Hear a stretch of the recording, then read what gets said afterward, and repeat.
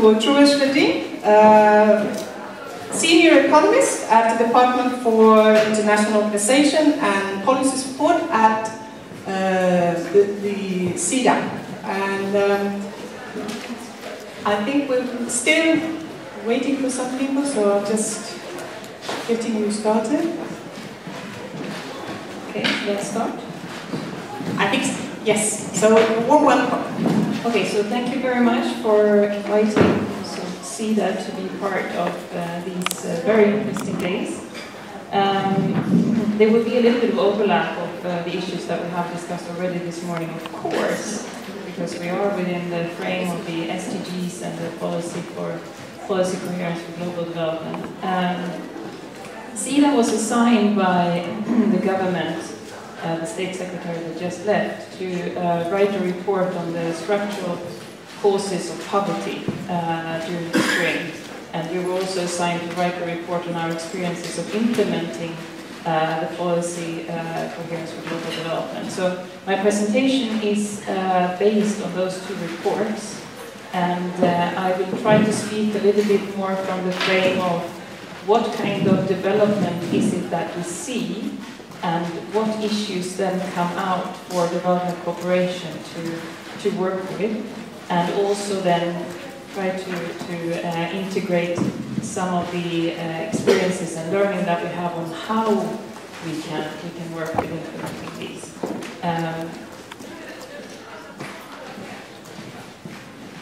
So if we start with the SDGs, we have already heard some of these things. I have put a title that is for all in all forums and everywhere. If you read through the goals, which I'm sure you have, you will really see that in almost all of the 17 goals, you have these kind of words, for all, everywhere, in all forms. It's extremely ambitious. The ambition level has really increased with the Sustainable Development Goals compared to the Millennium Development Goals. It's universal, it's already said. It means that it's supposed to be implemented by all countries. And that also emphasizes, I think, the partnership, the fact that we are in these as partners. We need to work with this in all countries throughout the globe in order to reach these objectives. They cannot be reached by one, if just a few countries work with it, or if we work with it in low-income countries, or we need to work with it, all of us. It's also broadened, and we've already discussed that when it comes to actors. We now talk about all the actors. We also talk about the private sector, which we have discussed this morning now already, and the public, and civil society, and the individuals. And I think this is the strength, really, in the agenda. We have, some of you are probably familiar with that, we have a global conference in Sweden, in Stockholm, every year in August, the Water Week, which assembles basically all of the global elites within water and environment and climate. And at this conference this year, it was so clear that the private sector was talking about the SDGs, the Sustainable Development Goals. They talked about it almost the most, and how they were going to implement it and what it meant for them, etc. Now, of course, these are big companies, but they also are then have big powers. This was H&M and IKEA and those companies. But still, I think that brings a quite strong message. We have also already mentioned the multiple financing sources. This is about official development assistance, about aid, but there are also other financing sources where the volumes are so much bigger, and which are also part of financing this agenda now. And then the two final, that it's focused on inclusive development. It's development which should benefit all. And it's a focus on sustainability, of course, in all these dimensions, economic, social, and environmental climate. And that's already emphasized by the State Secretary, that this is, to bring these three dimensions together now is really the strength of this agenda compared to earlier. Policy for global development, I'm not sure if we use that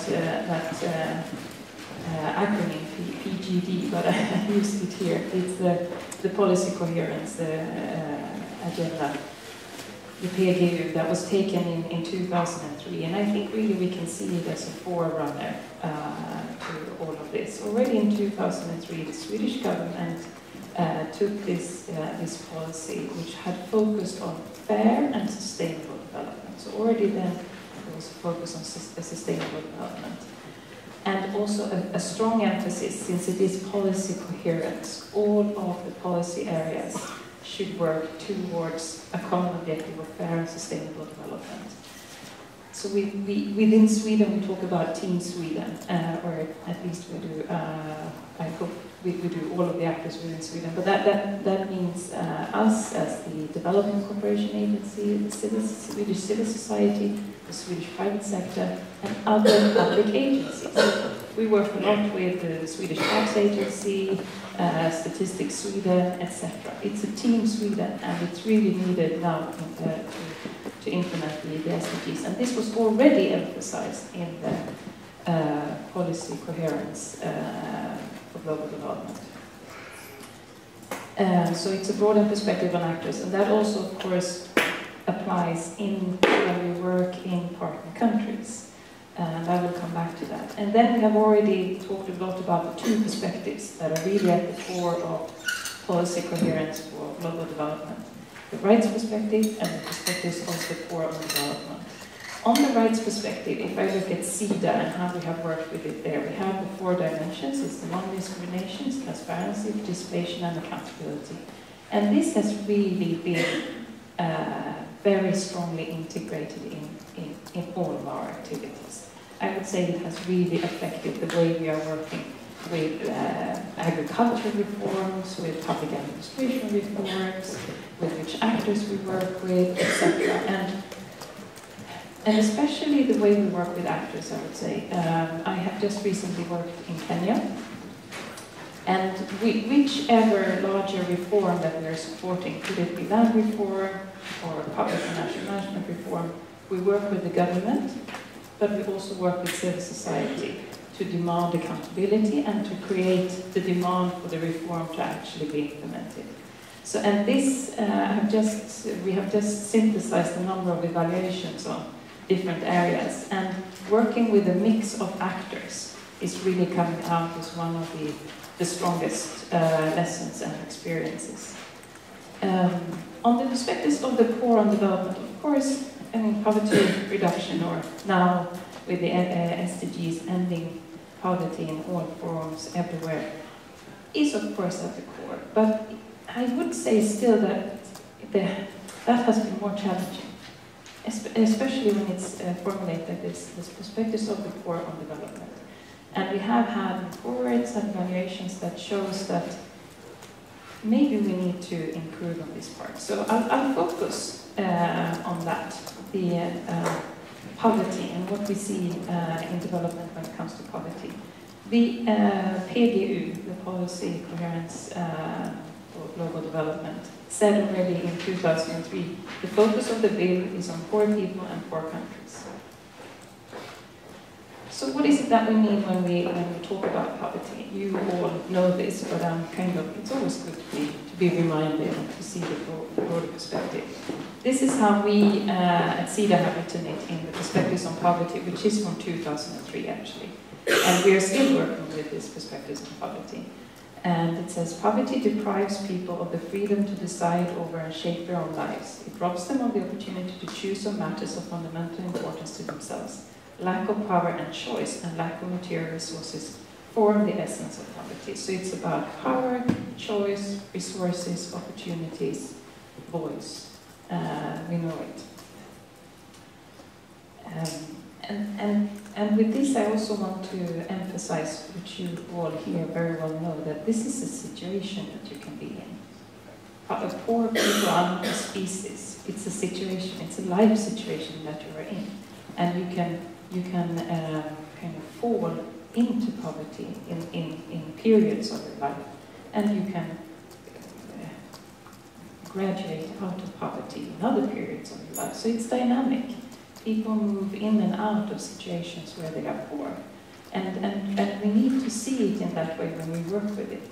That we work with supporting people to to get out of poverty, but also working with strengthening people's resistance to fall back into poverty. And I'll come back to that. I guess most of you are familiar with this one, that poverty is about power, voice, opportunities and choice, security and resources. And when we look at poverty, it's important to understand all these dimensions. I think that's why Amartya Sen developed the multidimensional poverty concept. Because if you don't understand all of these dimensions, you will never be effective in trying to reduce poverty. And I've just been at an extremely large conference on development economics. And it's quite surprising that we know that we're talking about multidimensional poverty. We know that this is what we're trying to work with. And still the monetary measurement of poverty, the income per day, becomes so dominant in a way, at least from the context where I'm in. And I think we need to improve on this. And just one thing also, one more thing to say about that picture is that they are interrelated. They can reinforce each other in a vicious circle and in a good circle. The best we want to have is, of course, in the good circle. So if we look at poverty on a global scale, what does it look like? If we look at income poverty then, so just the resource part. As we already know, we say that the MDGs have been reached. Poverty has been halved from 43% to 21% of the total population of the globe. And all of the regions we see progress. I don't know if you can read this, but you can at least see that the one furthest to the right, that's the one for 2010. So you can see that it's going down in all of the regions, the share of people living in poverty. Now this is on the $1.25 per day measurement, and which can be challenged. And I just heard now at the conference also that it seems like the World Bank is rebasing it up to $1.8 per day. I guess they will launch that within the next months or something. And there were a lot of discussions also about having kind of as this standard $1.8 per day, but then have one upper, a bit higher limit that is more related to what's the country context, so that you will get a bit of a better picture.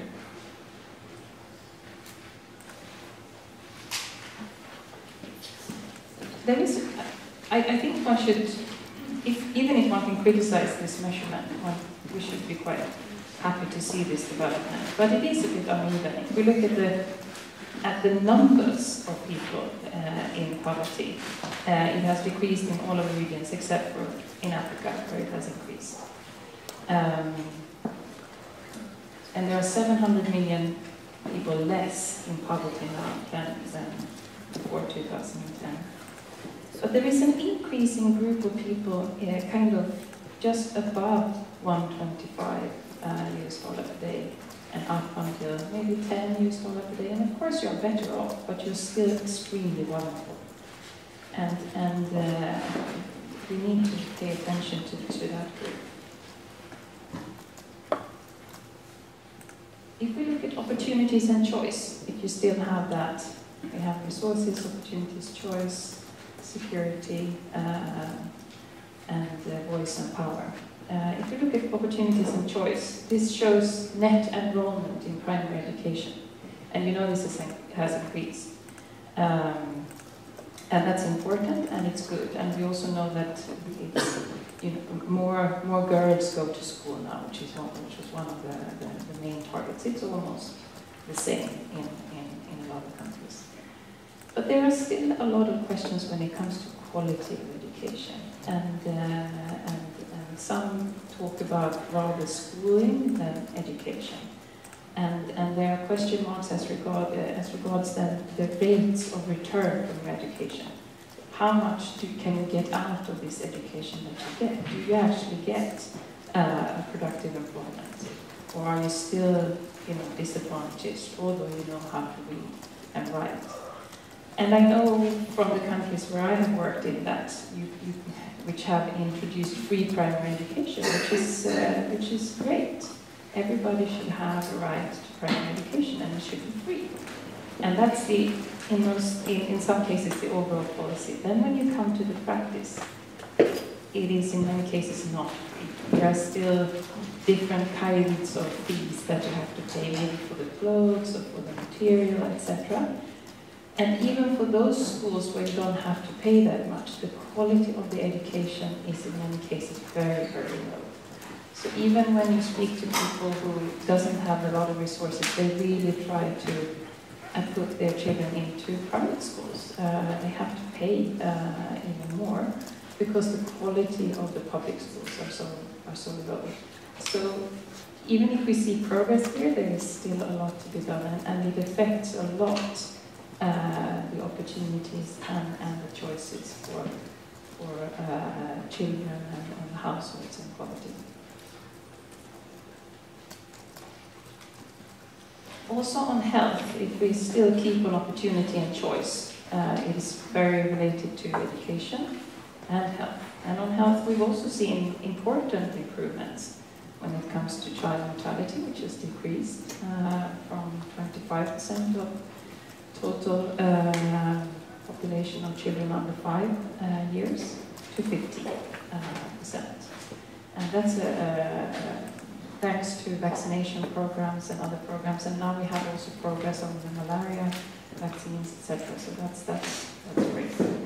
Also on maternal mortality, we see a decrease, I think.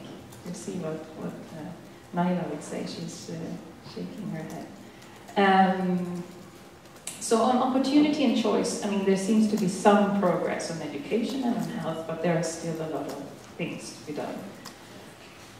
On power, voice, and security, now this one is difficult to read. It says, weaken power and voice, question mark. And it relates to what you were talking about earlier, about freedom of expression, about the shrinking democratic space, that we had a period of increasing number of countries in democracy, or at least elected leaders. But then we've had a period now that since 2005, 2006 or something, where we see shrinking democratic space, shrinking freedom of expression, and weaker rule of law. And this is really worrying. And this also, or another dimension related to power, voice, and security of the multidimensional poverty is the increased number of conflicts and fragile situations. We have already today, on a global estimate, about 43% of the global poor live in countries which are fragile.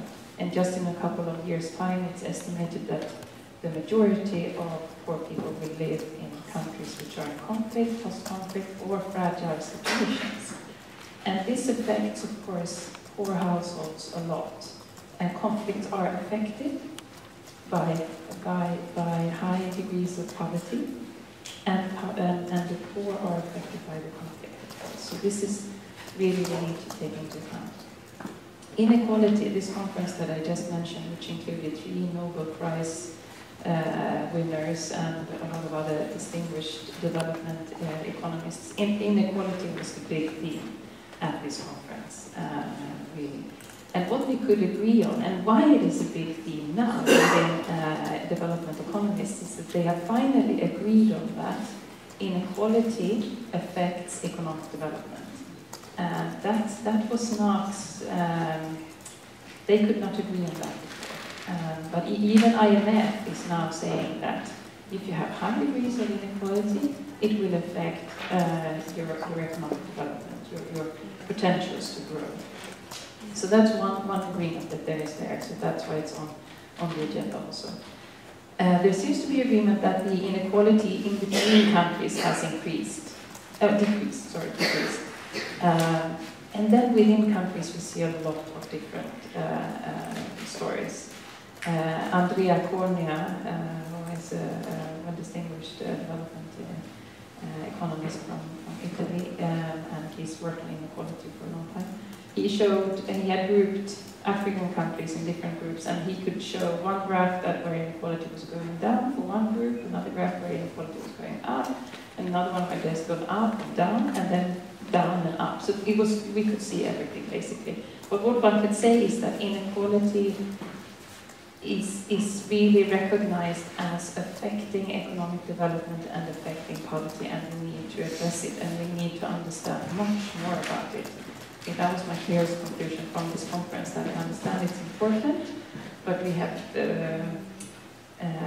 we need to know much more about what drives it and how it affects development and poverty. We also see a growing group of chronic poor. I talked in the beginning that poverty is dynamic. One can move in and out of this situation of being poor. But I think we can also conclude that we are seeing a growing group of people that are chronically poor. Where poverty is really it goes from the parents to the children and it continues. And I think it seems like we need to address this group much more in development cooperation. Urban poverty. We see urbanization in many countries, and rural poverty is still kind of the dominating, or the majority of the poor still lives in rural areas. But we see increasing urbanization, and we see increasing poverty in urban areas, which is then different. It has different attributes and characteristics and dynamics than rural poverty. We then look at development patterns and this inclusive and sustainable development, which is what we want to contribute to. What challenges do we see? Well, in this report, we concluded that one key challenge, of course, which is not new in any way, it's weak institutions.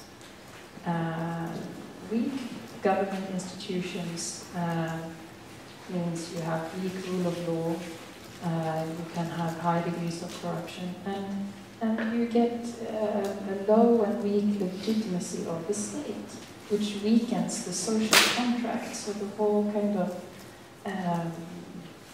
keeping, also with taxes, paying taxes. Why would you want to pay tax to a state that you don't think is legitimate or that you don't believe in?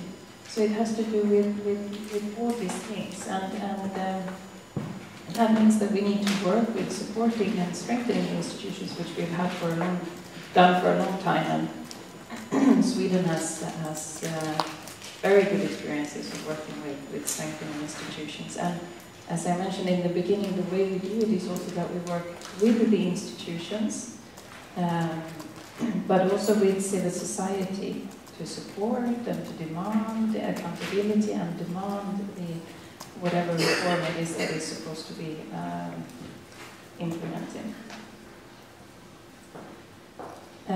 Unequal access to education, resources, and land was, of course, another challenge that we identified.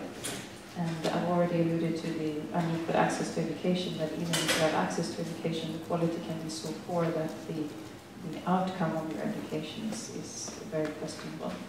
Resources and land. Land, of course, I think when I worked in Kenya, wherever we started talking about development or poverty, we almost always ended up in the land reforms. That people do not have right to their land, that they don't own the land, and like that they cannot use the land effectively. Lack of structural transformation. This is a typical kind of development economics type of describing things. But basically, seeing that what we see in many countries now is that you have still a large part of the economy is dependent on the agriculture sector. Low productivity agriculture, where you have many of poor households are dependent on this low productivity agriculture. What you would see in a structural transformation is that other more productive sectors would increase productivity in agriculture, and other more productive sectors would develop. where you can move so you can get productive employment. Normally, or in history, this has been the manufacturing sector. You move to this manufacturing sector and then you move to higher technology. Now, we're not seeing this in a lot of countries. What we are seeing is that you still have a big agricultural sector, and then you see services sector increasing. And this is a bit puzzling then to the developing economists. Can the services sector be productive enough to make the economy grow and provide productive employment to the people? And I would say that there is no answer to that yet, but this is one of the challenges. Unsustainable development patterns, of course, climate and environment. Amartya Sen ended this conference that I attended, and this was the thing that he was talking about. It was climate and environment. This is what we need to address now. And there are opportunities and threats, and it was mentioned earlier this morning with the decreasing oil price. The decreasing oil price can mean that the oil become even more cheaper, and then it's a threat, of course. But it can also mean that finally we have an opening to actually reform all of these fossil fuel subsidies, and then it's a big opportunity to change this whole agenda. Discrimination and gender inequalities, of course, a challenge for inclusive and sustainable development. I have 2 more slides.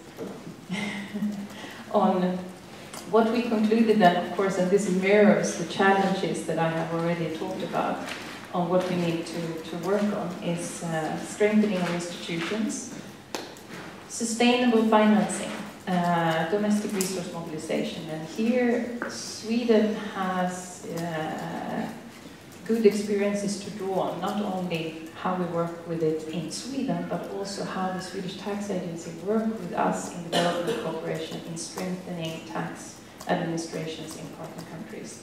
And we are doing it also in a way so that we really respect partnership and ownership. There are other partners who are involved in this who might come with ready-made models to be implemented, but we try to work with them as partners.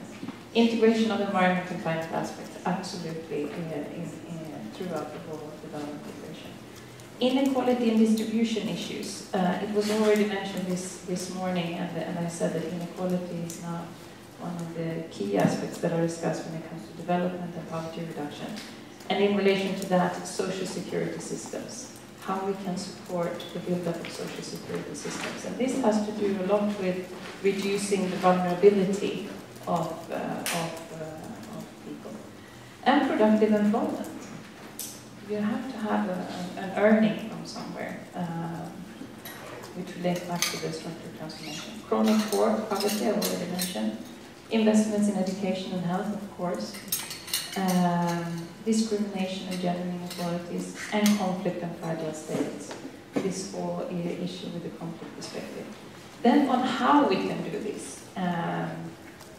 That's policy for global development and sustainable development goals, so issues for implementation. Keep the eye on the ball. What I mean with that is that even if we work within specific areas, one should try to see, or always see, that this is part of contributing to inclusive and sustainable development. That's what we are all trying to contribute to, so that also the priorities are coming from there. This is where we are aiming.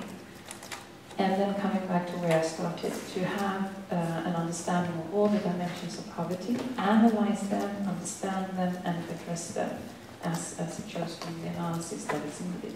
Partnership and ownership, I think Sweden has been very strong on this, and we will have to, and we will continue. And I think in particular, as we have seen the aid effectiveness agenda being weakened generally, I think Sweden should still be, and I'm very happy to hear the State Secretary saying that Sweden should lead by example. All actors continue to work broadly.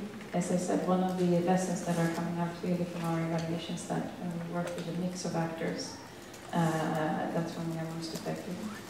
And also different financing sources, and build on an already strong Team Sweden.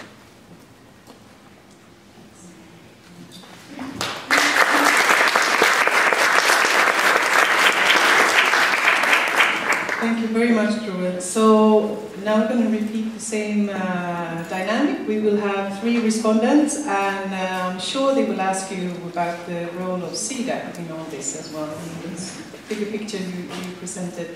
First of all, let me welcome Professor Naila Kabeer, coming from the Gender Institute of London School of Economics and Political Science as one of the respondents. And we also have Pratim, the director from the Keystone Foundation in India. And last but not least, Emilie Aho from Forum Syd, your policy advisors. Please come up to the stage, all of you. And we will do the same thing. You will be giving some brief minutes to give some general reflections. And then hopefully we will engage in more of a dialogue between the 4 of you. So I think all the mics are on. Yeah, good. It's very important that you use the microphone or else it will be hard to hear. Okay. So, Professor Kabeer, why don't you start? Huh? Okay. So we go with you. Yeah, please. Thanks a lot. I think we've covered the whole range of the entire development spectrum, and where I would like to come from is we work in India, and I work in the field with Adivasi communities for the last 25 years now. And in India, the population of indigenous people or Adivasi, what we say, is about 110 million. About 8 to 9% of the whole population of the country. And as you know, they are spread out in different parts of the country, mainly where forests are there. So their lives are very linked to forests and natural ecosystems. Now, for the people in power, they are not... Hello. For the people in power, they are not seen as an interesting vote bank, because their culture is, within quotes, primitive, they are shy, they're difficult to reach out to, they speak different languages. I live in a district where there are 25,000 tribal people of 5 different communities who speak different languages. So to reach out to them, to understand what they are all about, nobody has the time, nobody understands. You're talking about a very, very complex issues. So I just want to take your point of inequality that you touched upon, which is a very apt point, and how do you understand this process? So if we have to address indigenous people and tribal people in the world, and try and set up a system or try and have a mechanism, how do you understand their language and how do you understand what do they actually want? What kind of development do they want? Do they want to be mainstreamed? And if they want to be mainstreamed, in what way would they like to be mainstreamed? So today I feel that in the process of globalization or the market economy, very few interesting and imaginative solutions are coming out. So how do we, from a Sida perspective, so when I look at swallows, and we've been working with the swallows since 1992, I see that here is an organization which is very nimble, which is very small, but has got a very interesting grasp across the globe, in terms of Latin America, in terms of India and Bangladesh. Can we learn something from this organization through its partners and provide the mechanisms to give inputs to Sida, which can come out with pilots and interesting mechanisms to start to work? I'll stop it. Now you're ready. Sorry. I think what I think was very interesting about your presentation is that you were telling us about a policy paper that was written in 2005. Was it the earlier one? And it seems to have anticipated in many, many ways what we're seeing in the SDGs. Right? I kind of looked at what you outlined and I thought, well, what has 2015 added to that? And yes, it's added a few things. I think particularly the role of the private sector, which I think was not that strong earlier. But otherwise, you know, the issue about sustainability, of rights, multidimensional poverty, all of that is there. I think one of the things that worries me about the SDGs, there's many things that I'm very inspired by, but one of the things that worries me about it is the sheer breadth and the scope of it. And you touched on that when you said all things, everywhere, everybody, everything, right? And there's a danger when something is so inclusive and so all-encompassing that there is wriggle room for people to avoid the things that are difficult and to trumpet the things that are easy. So what I guess I would like to hear from Sida is, what do you think will be your, what's the word? Unique selling point, your USP in all of this? You know, what? Now I have come to understand as I grow up and mature that you have to balance many different interests within Sweden itself. So it isn't simply that you can go out and say, you know, we're going to be the virtuous leaders. We're going to be the virtuous leaders. So, but clearly, within that kind of pragmatism for which the Swedes are so famous, I would love to know, are there specific and quite difficult issues that could be where Sweden provides leadership on the international agenda? And I would like to suggest two, perhaps three. The first is inequalities. And inequalities that tackle top-down. In other words, do not only focus on the very poorest and how to improve their situation, but look at the very richest and ask how they got so rich. You know, what is the justice? The dignity point. You know, what levels of market productivity increases can possibly explain the salaries that are earned at the top. The second that I would like Sida to tackle, and it's a particularly difficult one, because it is the zeitgeist, I think, of the neoliberal world, and that is the private sector. And I'm very glad to hear they're talking about it, but how are they talking about it? You know, simply saying that we're creating jobs is not development. You've seen the kind of jobs we create. So, in a sense, I think what we'd like to see is the private sector being brought in a more engaged way, but really concrete mechanisms of accountability. Because, and I'll kind of stop in here, because I think what really worried me about the report of the high-level panel, chaired by David Cameron, is he talked about government accountability. And we all know the mechanisms on which we hold government accountable. He talked about civil society accountability. But when he talked about corporate sector accountability, he talked in terms of their accountability to their shareholders. And we know it is precisely the myopic nature of shareholders that brought the world to a financial crisis. So I would like to know if Sida has the political space to make a lot of noise about that. Thank you. Emilie.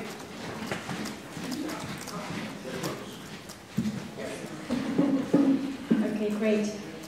First of all, thank you so much for inviting Forum Syd here. If you're not familiar with Forum Syd, I should perhaps say that the Swallows are one of our member organizations. We have 150 of those.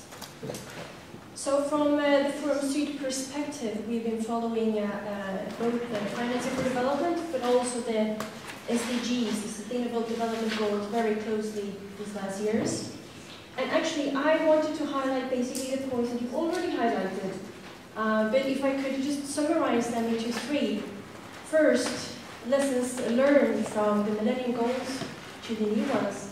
Second, the civil society role. And the third one that always come back is the private sector. If we take the first one, I mean, it's nothing new that we have development goals. We started already in 2000. But I think it's important that we do look back just to see what are the lessons learned, especially from the Sida perspective. Because in the way that you work with them, how are you going to do different working with new goals?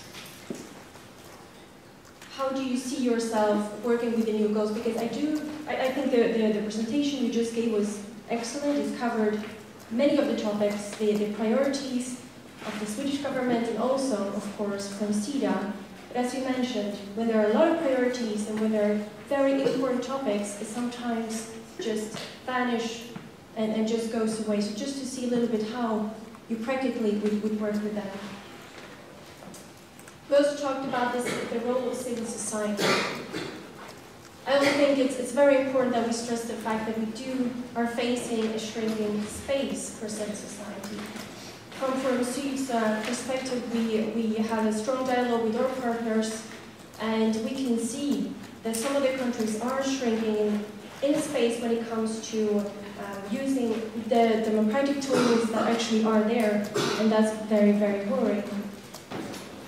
On the other hand, from the Swedish perspective here, Forum Syd is one of the organizations that are very closely in cooperation with, for instance, Sida, the Foreign Ministry, and we have this very good dialogue where we actually bring up challenges, but also solutions for how we can work with this.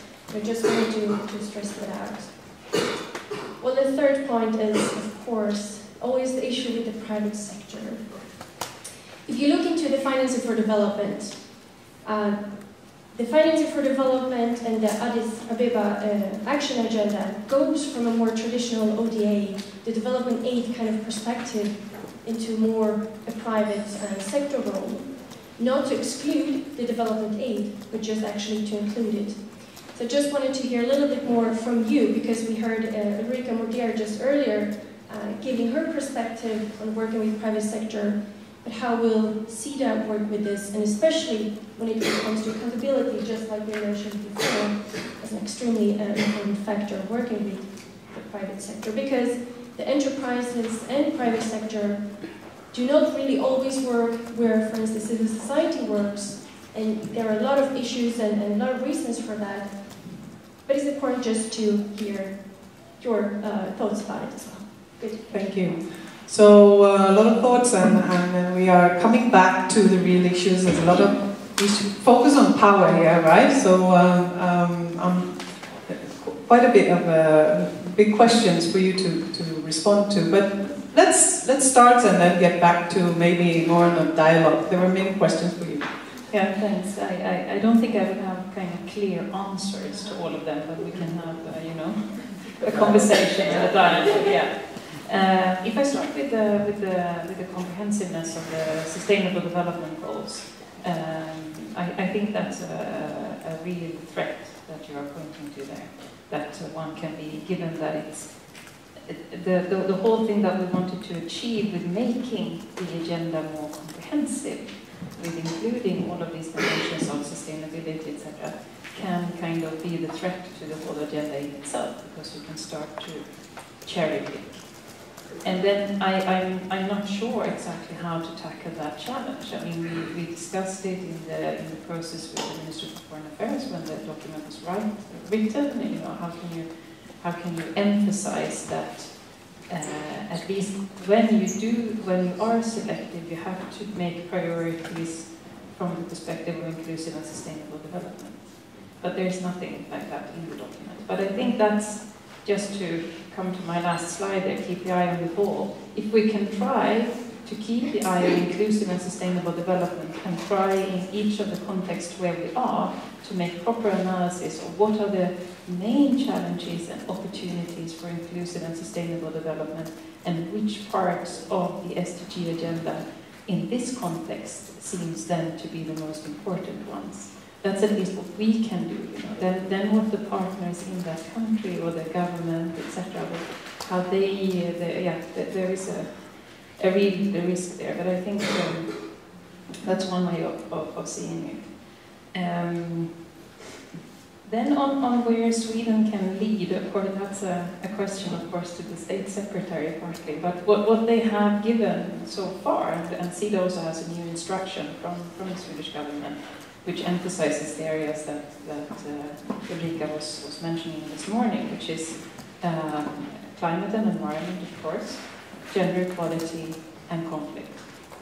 And those three as thematic kind of cross-cutting themes which we should integrate everywhere. And then as a basis for all of it, the rights perspective and the poor people's perspective on development. And I think really that's where we can try to lead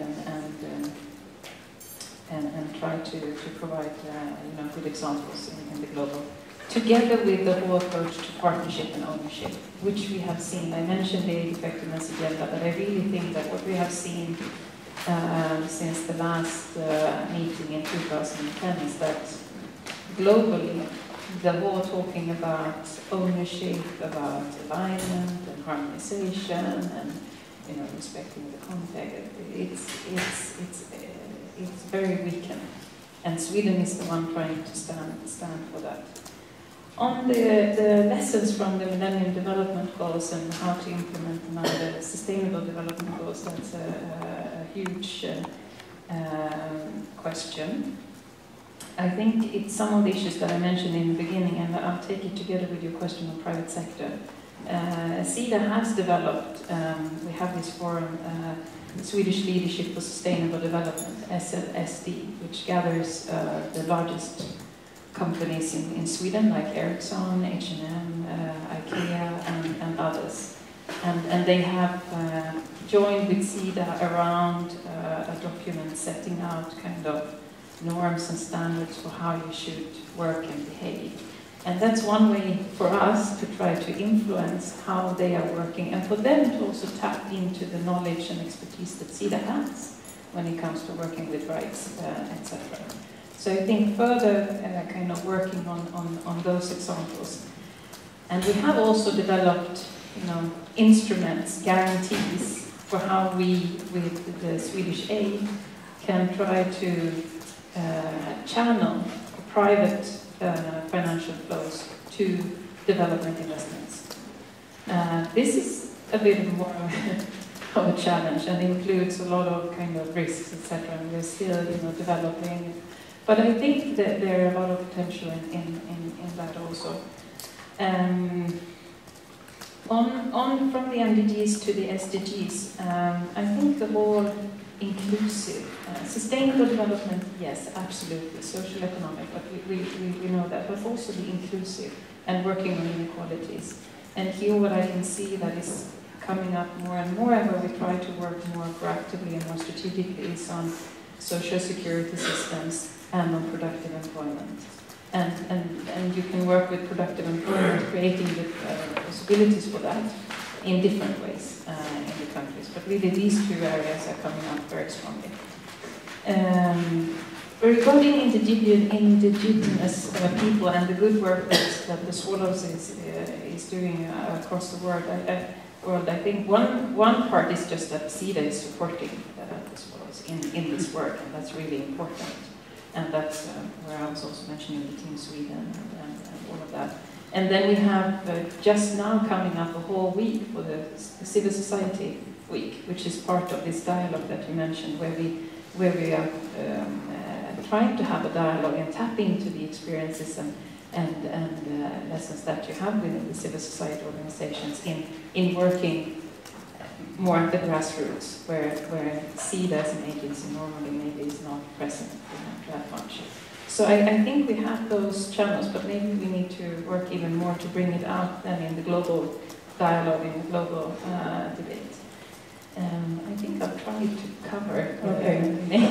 So I'll briefly just make one comment that you don't have to respond now. I will just, but it's also the challenge that I think Pratim brought up is what if social movements and grassroots movements and organizations representing indigenous people are asking for other alternatives, other models that is not promoted by Sida, and we know that there are specific funds for the civil society, but the big money is not there. It's in the bilateral strategies, and so how can Sida make those strategies also look into the alternatives proposed by social movements and in this case, what you raised, particularly of indigenous people, because they do not always go hand in hand, and so we're coming back to a lot of issues, and I think we were going to talk about this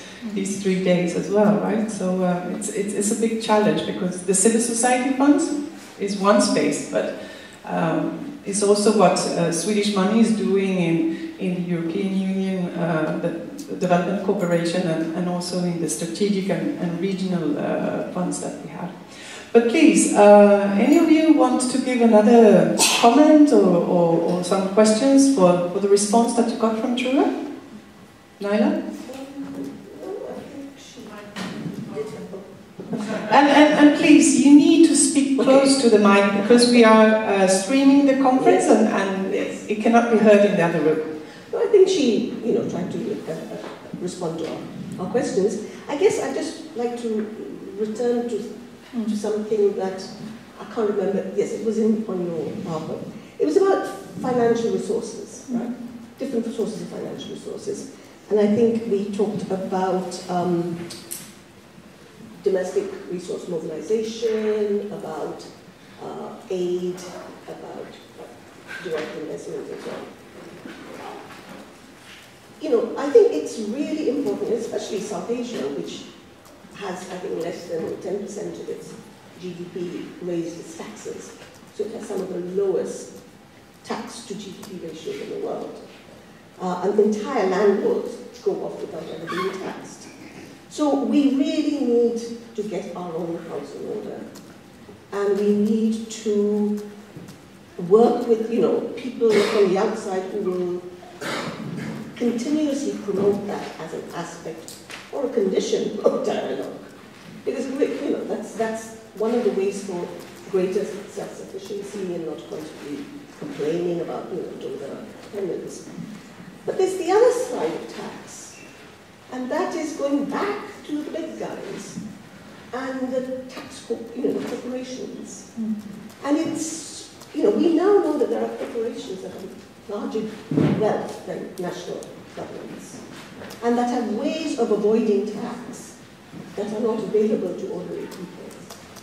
And we know that there are still these tax havens across the world, and you all talked earlier about people registering in different parts of the world to avoid paying tax. So I think we need a two-pronged approach on resource mobilization. One which is within countries and poorer countries that are remiss in their duty to tax their citizens. But the other is, really shutting off the loopholes, closing those loopholes. I found it extraordinary that it took a terrorist attack to get the US government to put pressure on the Swiss banks to be more transparent in their dealings. Why could that not have happened? Because people should not be having secret accounts in foreign countries. So it is possible to do it. It needs a political will that marginalized people aren't able to evoke, but national security is. Thank you. I'm not putting what I'm doing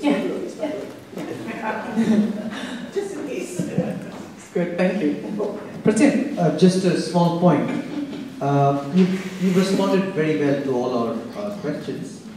Now, if you see the SDGs, they're a very ambitious document. 17 goals by 2030. It's a great aim, great ambition. But we have heard the Secretary of State this morning, and she says that Sweden has to be a leader, and we like this ambition, and we want to lead. So when you're talking about Team Sweden, and we are here as partners of Swallows for a long time and working in this part of the world, we're partners in Bangladesh, partners in Latin America. Can we think, instead of addressing the problem in a very typical and a structural way, which Sida does, I'm trying to think, can you have something like a special purpose vehicle where you look at things out of the box? And the Glocal Development Talks is a starter towards that. that we don't just talk here, but we try and do a pilot in different parts of the world where we look at the people who are falling between the checks. So the poor people who are actually becoming invisible in this mad rich world. So it could be peasants, Adivasis, artisanal, pastoral people all across different ecosystems, and revisit some of these stuff that we've started long back, but we've lost it on the way.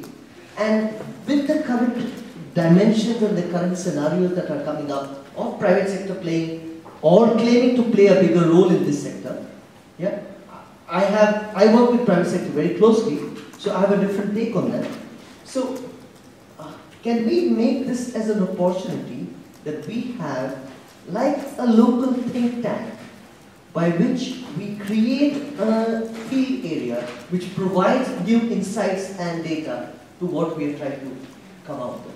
Because or else, what's going to happen is, we will check the boxes to say, yes, we work with these people, we have 150 organizations of Forum Sud, and that's what we do. But if we are going to take out nuances of things and try and stitch it together to come up with a strategy of leadership, I think we have to think out of the box. Thank you. Emilie, I give you a very precise minute.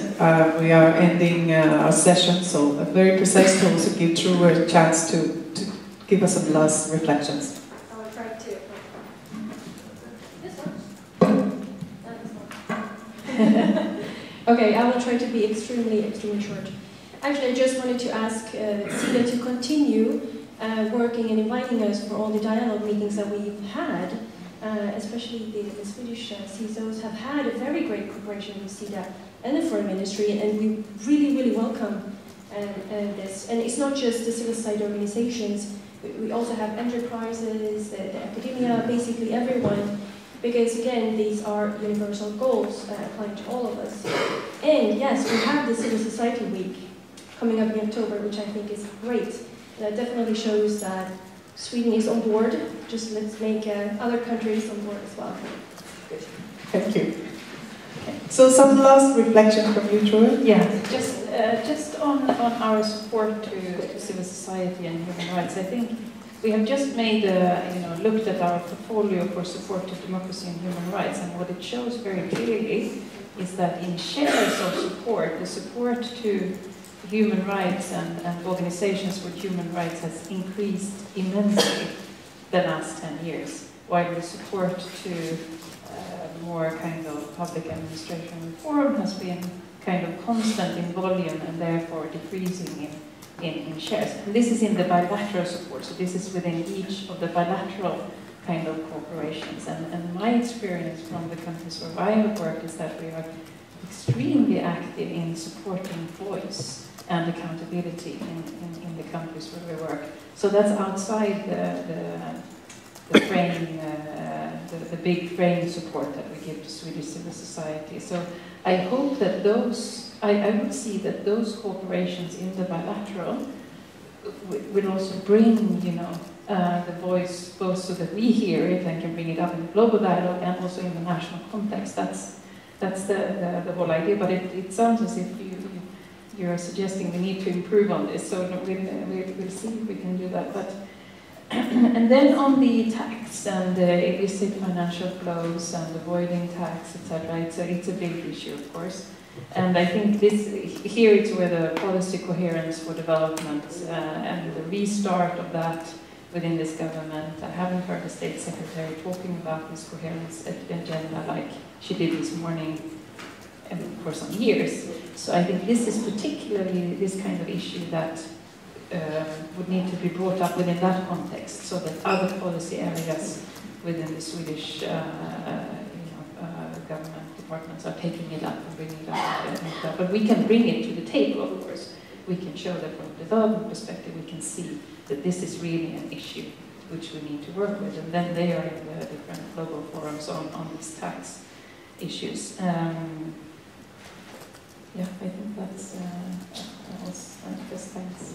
So thank you very much, and we are happy to hear that there's a sort of a new energy put into the the old commitments, because there are 13 years of commitment of focusing on rights and people living in poverty. So focusing back on the issues of discrimination, marginalization, and what drives poverty. And also, as Naila said, let's look at the upper part of society too. So where taxation comes in as one dimension. So we're happy to have you here this morning and listen to some of the perspectives. Sida, which is of course a huge authority, and you work in many areas, so we'll probably come back with some questions to Sida from the conference, I would guess. And please remember that your input and your reflections, put them in the reflection boxes, so you can come back. And some of you we will hear after lunch break. But now, once again, thank you for the respondents, and thank you, True, so much for being with us this morning.